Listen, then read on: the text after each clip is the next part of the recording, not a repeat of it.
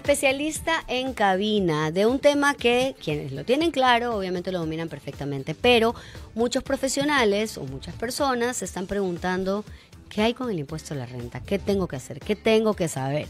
Vamos a hablar de la declaración del impuesto a la renta de este año con el economista Fernando Peralta. Él es consultor financiero y tributario, partner de Balta Tax y Legal. Y bueno, con él conocemos un poco sobre la declaración del impuesto a la renta, cuándo se hace, qué tenemos que pagar. Hay tablas también, qué tenemos que conocer y saber. Economista, muchísimas gracias por acompañarnos. Antes estábamos hablando con el economista de música, hablando de Depeche Mode, hablando de Led Zeppelin. Vamos a terminar después con algo de Depeche Mode en honor a esta conversación. Pero ahora lo que nos atañe, tenemos que pensar en el impuesto a la renta. ¿Cuándo se paga para empezar el impuesto a la renta? Mira, muchísimas gracias a ti y a todos los que nos escuchan. Sí, efectivamente, justamente estamos en el mes calendario principal del impuesto a la renta, que comienza a partir del 10 de marzo hasta el 28 de abril de este año. O sea, es un poquito más de un mes y medio. O sea, correcto. No, un poquito más de un mes. 2 meses, pongámosle 2 meses. Ya. Considerando que en este mes de marzo, específicamente, tiene como fecha de vencimiento las personas naturales, llámese en este caso los empleados bajo relación de dependencia, y también aquellos que están bajo facturas, o los que dicen, los que emiten facturas por honorarios profesionales o por otros servicios bajo el nombre de la persona. Ok, vamos con las dos partes. Primero, empleados de relación de dependencia y quienes hemos trabajado en relación de dependencia y lo hemos hecho algunos años, sabemos que en la mayoría de los casos, si no es en todas, la empresa se encarga. Sí, muy correcto. Efectivamente, usualmente en el 99% de los casos, si ni el 100% de mis ingresos es con esa empresa, es muy probable que al final del año lo que me retuvieron va a ser igual a lo que tengo que declarar en el mes de marzo. Quizás haya unas pequeñas diferencias con la presentación del anexo de gastos personales que se tuvo que haber presentado hasta el mes de febrero. Entonces aquí es importante porque muchas personas antes de hacer su declaración de impuesto a la renta, primero es recomendable hacer su anexo de gastos personales, inclusive si estuvieran vencidos. Porque si no se añade este anexo, cuando hagas tu declaración, los gastos personales no van a ser considerados. Y esto, en este momento, hizo que yo le escriba a mi contador. Y para obviamente ver esto y estar al día. El anexo de los gastos personales significa todas las facturas que han salido a mi nombre, ¿verdad? Correcto, correcto. Ahora, que ya no es tiene un límite esto, ¿no? Sí. O sea, de acuerdo a los rubros, por ejemplo, alimentación, educación. ¿Cómo es el tema de los gastos personales? ¿Y por qué es tan importante pedir facturas a mi nombre? Ok. Más allá de que pedir el nombre de tus facturas ayuda para el tema de la educación tributaria, también hay un beneficio propio.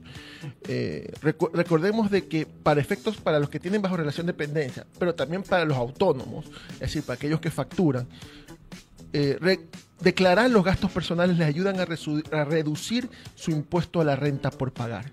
¿A qué me refiero? Por ejemplo, hay una tabla que va por el número de cargas familiares, incremento el número de crédito tributario a favor mío. Por ejemplo, vamos a poner a alguien sencillo, normal, que no tiene cargas, cónyuge o hijos no tienen, o padres que no dependan de uno.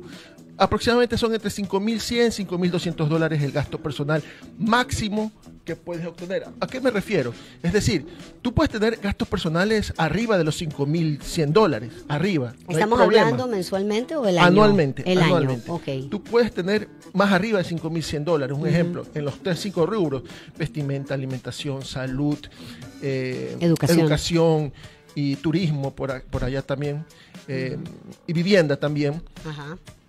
Pero lo máximo que permite como gastos personales son $5,100. Okay. Esos $5,100 representan una reducción del impuesto a la renta por pagar en aproximadamente $1,100. Okay. Entonces, si yo no pongo esos valores, yo voy a tener que pagar $1,100 más, porque va a salir mi impuesto a la renta, y si no pongo gastos personales, voy a tener que pagar el 100% del impuesto a la renta. Y la pregunta es, esto es si es que no tengo cargas. Si es que tengo cargas... Subirá, el gasto personal puede ser un techo de $7,000, $8,000 y así sucesivamente subirá. Y las cargas no van sumando, multiplicando, sino que es ya un porcentaje, ¿verdad? Es un porcentaje que está la primera carga, o sea, el primer hijo tiene un valor para devengar y el segundo no es que es el doble, sino no, que... va de forma gradual. hay un cálculo, de hecho ahorita se utiliza mucho una tabla referencial en el cual establece cuánto es el máximo de gasto que se puede tener con el que tienes el máximo beneficio. Okay. Entonces por ahí eso es importante tomar en consideración que antes de hacer la declaración en marzo, hacer el anexo de gastos personales e inclusive si en la proyección que ustedes presentaron a las empresas fue menor el gasto personal y ustedes todavía tienen una oportunidad de poner algo más porque todavía tienen un gap, añádalo al máximo que es posible. Ahora con la facturación electrónica, todo es electrónico. O sea, si yo tengo relación de dependencia, automáticamente en el sistema, como ya todo es electrónico, ¿van a entrar mis gastos o yo le tengo que dar a la gente? Lo que pasa es que cuando a las empresas tú le das una proyección, Okay. Por ejemplo, la empresa no sabe cómo vas a terminar a diciembre, tú le proyectas. Tú al final, al siguiente año, como horas 24 que se presenten en marzo 25, tú ya tienes los reales que están en lo electrónico del SRI. Ajá. Y tú escoges. Y puedes escoger ahora el máximo que quizás proyectaste de menos y puedes proyectar hasta el máximo techo. ¿Qué hay si yo o sea, me puedo exceder? Es decir, mis gastos personales y el pago que hizo la empresa con la que yo tengo una relación de dependencia superó lo que yo tenía que pagar al impuesto a la renta. ¿Eso es posible? Puede suceder ambos casos, ¿no? Puede suceder Okay. que yo puse poco gasto personal, ahora tengo que poner al máximo y eso significa que me retuvieron de más la empresa. Okay. En ese caso yo voy también de forma automática a través de los medios del SRI, yo pido esa devolución de ese exceso que pagué, que retuvieron.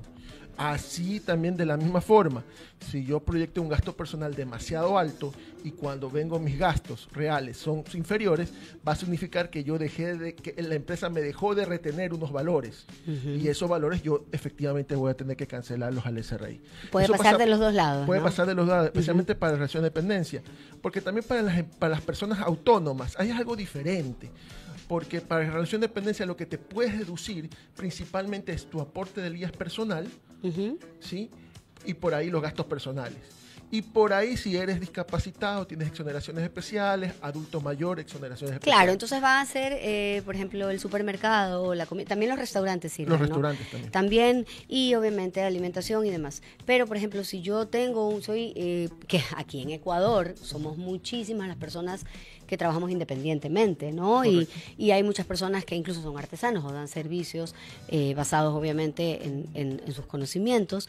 En este caso yo puedo devengar otros rubros que estén relacionados con mi línea de negocio. Por ejemplo, eso es una muy buena pregunta, porque tú puedes tener, además de la relación de dependencia, podrías tener otra actividad empresarial. Ajá. O de artesano, lo que corresponda, o servicios profesionales, sobre los cuales tú emites facturas. Uh-huh. Esa es la particularidad, porque cuando tú emites facturas, tú puedes, además de lo normal, del gasto personal y todo, tú puedes también descontar aquellos costos y gastos relacionados a la generación de ese ingreso. Ajá. Por ejemplo, un abogado que emite facturas como abogado, pongamos un caso, no soy abogado, pero Fernando Peralta lo pone. Pero digamos que yo tengo costos y gastos adicionales a los gastos personales uh-huh. de restaurantes porque llevo a mis clientes, movilización, quizás algo del consumo de mi vehículo, la depreciación del vehículo. O tal vez un viaje en avión porque tengo que viajar a Quito, una reunión. La hotelería, el gasto del taxi, o inclusive también comenzar un pago de un departamento para atender a mis clientes. Todos esos gastos que están relacionados a la actividad empresarial o las otras actividades no bajo relación de dependencia pueden ser descontadas. Okay. Esa es la gran diferencia con el empleado bajo relación. Y eso es lo importante que hay que tomar en consideración en el mes de marzo, dado que aquí lo importante, ya el SRI ya poco a poco se va pareciendo más al IRS de Estados Unidos. En el IRS de Estados Unidos, inclusive tú recibes ya cuánto te sale ya tu declaración. Automáticamente. Sí, y tú nada más le das OK y avanzamos. O sea, es automatizada. Ahora estamos semi-automatizados, okay. Pero creo que vamos a llegar a eso en algún momento dado. Porque a veces, y esto sí es súper importante reconocerlo, Fernando, la mayoría de los errores que se cometen en relación a tributación, desde lo personal sobre todo, personas uh-huh. naturales, se cometen por desconocimiento más que por mala intención. Correcto. Y esto es triste para las dos partes. Correcto. Estamos hablando con el economista Fernando Peralta, él es consultor financiero y tributario. Y decía esto, y hablando obviamente concreto de la declaración del impuesto a la renta, digo triste para ambas partes porque, por un lado, el fisco tiene que recibir lo que tiene que recibir, ¿no? O sea, correcto. Lo ideal es que dentro de nuestro presupuesto estén considerados nuestros impuestos. Y por otro lado, si la persona no lo hizo por desconocimiento, o luego recibe una multa, o luego viene un pago acumulado, lado o no pidió facturas porque no se dio cuenta del valor de pedir esas facturas y su impuesto de la renta le va a salir muy alto, o si tuvo la fortuna de facturar más este año que el año anterior, ¿no? Porque su negocio prosperó más, pero no igualó en facturas eso, viene un boom, y puede ser un boom fuerte. Sí, sí, especialmente para aquellos que quizás no llevan contabilidad. Hay personas que no estamos obligados a llevar contabilidad especial. Pongamos en resumen, aquellos que tienen ingresos anuales menor a $300,000. No ya, dice no obligado a llevar contabilidad, también me pasa, aparece en la factura, ¿no? Uh-huh. Pero igual tenemos que, no obligado a llevar contabilidad, pero igual tenemos que declarar todos los meses. Exacto, tienes que llevar un registro de costos, ingresos, costos y gastos. Y de alguna forma cierto criterio. A ver, ¿qué razonable significa entonces, Fernando? No obligado a llevar contabilidad versus igual tengo que contratar un contador y... Mira, cuando tú estás obligado a llevar contabilidad, se entiende que no estás obligado a tener un contador de cabecera. Ok. Porque se entiende de que por el monto, con un detalle de tus ingresos, costos y gastos en un Excel, pongámoslo así, es justo y suficiente porque vas a tener tu respaldo. Tú lo puedes hacer. Ok. Pero inclusive en esos casos a veces es necesario el contador porque uno está en el día a día en la operación y dedicarnos a aprender o quizás por la falta de experiencia se nos pasa un rubro o un beneficio o declaramos de forma incorrecta y mejor en esos casos a veces es necesario por lo menos la visión de alguien. Mi manera de verlo es que demanda mucho entendimiento, se puede cometer errores fácilmente. Correcto. Y hay un profesional que lo va a hacer de una manera muy fluida y nos va a proteger. Por supuesto. Prácticamente nos va a proteger, ¿no? Entonces, en ese sentido es verdad que no, entonces ya se entiende, el no obligado a llevar contabilidad, no tengo que tener un contador, pero puedo tener un contador. Puedes tener. Ok. Puedes tener. Es diferente a aquellos que están más de $300,000. Todas las empresas tienen contadores. ¿Y qué pasa Eso con es las otra personas, allá queremos ir, que ganan más de $300,000? Ya, ok. Ellos, primeros que están obligados a llevar contabilidad, eso indirectamente te obliga a tener o ser contador tú o un experto, y tienes que cumplir son reglas mucho más estrictas a la hora de reconocer un costo o un gasto principalmente, porque tienes que ir alineado a las normas contables. Yeah. Vamos a poner un ejemplo. En un vehículo, yo compro un vehículo que soy abogado, un ejemplo que lo utilizo para mi día a día, me costó el vehículo $20,000. Uh-huh. Si no estuviera obligado a llevar contabilidad, como es costo-gasto, los $20,000 quizás los puedo deducir en el mismo año los $20,000. Pero si estoy obligado a llevar contabilidad, esos $20,000 tengo que prorratearlo, al menos por 5 años. ¿Sí? De forma tal de que a cada año, de los $20,000 dividido para 5, son $4,000 cada año, reconocerlo como gasto. ¿Por qué? Porque tengo que cumplir una norma contable. Okay. ¿Sí? Entonces, en el que está obligado a contabilidad, tiene que ser mucho más cuidadoso a la hora de determinar su utilidad sobre la cual va a reconocer al SRI.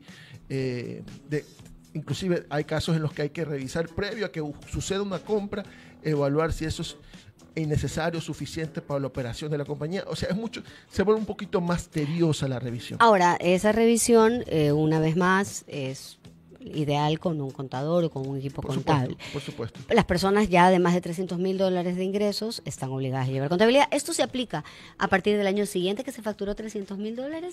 Sí, ¿O el mismo año? Tiene que ocurrir en el año anterior. Okay. Ahora, te digo de forma general $300,000 porque hay casos específicos en la norma que establece que por ser el monto que fuere ya estás obligado. Uh-huh. ¿Sí? Pero en general ese es el concepto de que aquel que supere ingresos $300,000 al siguiente año le toca estar obligado a llevar contabilidad. Y eso es súper importante saberlo en general, pero la realidad de la mayoría de los ecuatorianos es de ingresos menores. Correcto. Y en ese sentido, entonces, tener en cuenta que todos tenemos que declarar impuesto a la renta, pero no a todos nos va a tocar pagar. Correcto. ¿A quiénes no les va a tocar pagar? Mira, hay casos en los cuales el principal y básico, aquel que no supera aproximadamente $11,500 anuales de ingresos. Eso es aproximadamente unos $800, $900. Yeah. Ellos ni necesitan presentar declaración, gastos, ellos no van a tener que presentar declaración. Ellos por un tema de tabla están exentos. Yeah.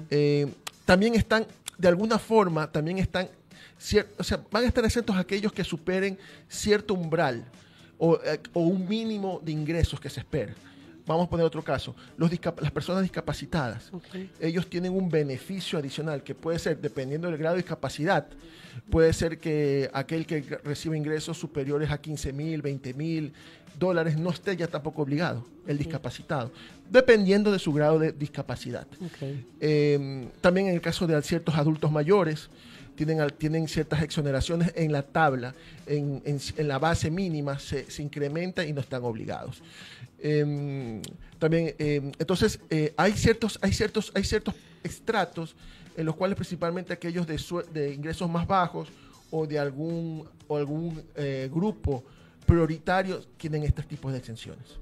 Y bueno, esos grupos prioritarios son obviamente los que también estarían súper claros en las páginas y en las cuentas del SRI. Correcto. En líneas generales, entonces, durante todo el mes de marzo y casi todo el mes de abril, tenemos que tener lista nuestra declaración del impuesto a la renta. Y esto, me imagino que en las páginas del SRI habrá información. Se puede hacer a título personal, se puede hacer con un contador. Ahora, también. De mi experiencia con este tema de persona natural, usualmente los que tienen más o los que son más minuciosos a la hora de determinar sus valores son aquellos que tienen altos ingresos. Ok. Sí, ellos son los que principalmente son los que tienen un contador, son los que revisan sus ingresos, costos, gastos, a pesar de llevan un control. ¿Por qué? Porque principalmente ellos son el foco de atención del SRI. Un error en la mala declaración puede corresponder a miles de dólares.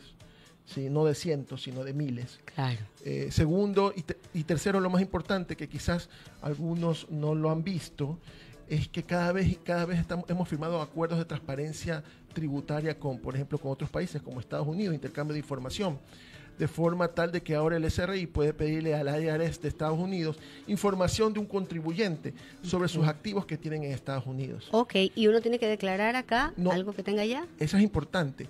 En el mes de mayo hay la famosa declaración patrimonial, que está obligado para aquellos que tienen aproximadamente $200,000 de ingresos como soltero, 400,000 de cónyuge, más o menos, donde no hay un impuesto, pues sí tienes que declarar. Si eres ecuatoriano, tienes que declarar tus activos, tu patrimonio, tanto que tengas en el Ecuador como en el exterior. Y la falta de no presentar declaración o de activos del exterior puede llevar una multa que puede ser de hasta el 2% de lo no declarado. Uy. Entonces, por eso te digo que principalmente esto afecta mucho a ciertos niveles de ingresos superiores, a expatriados, a ejecutivos, donde con este tema de la intercambio de información con la tecnología, ya el SRI ya no solamente tiene ámbito jurisdiccional en el Ecuador, con estos intercambios puede tener ámbito inclusive en otros países. Entonces es una recomendación de que hay que revisar bien sus declaraciones de impuestos, no solo en el Ecuador, sino en los países en los que tengan activos, porque esto podría llevar, no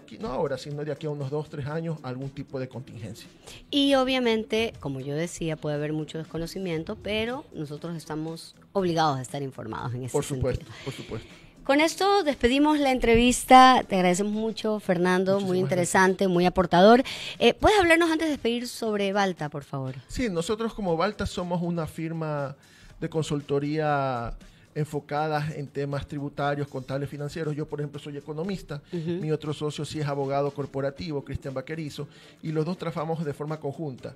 Él las letras, yo los números, y enfocamos dar soluciones a diferentes tipos de personas y principalmente a industrias y empresas, buscando dos temas principales. Uno, la debida compliance, el cumplimiento adecuado de las normas. Ajá. Y dos, y dentro de ese cumplimiento, buscar oportunidades de ahorro y de eficiencia que sean debidamente técnicas y que les permita estar tranquilos en caso de una revisión futura de los entes de control. El tema de compliance además es un tema que se está hablando mucho hoy en día en el mundo entero, pero aquí en Ecuador hay por la coyuntura también particularmente importante. Los pueden seguir como balta.es, Fernando.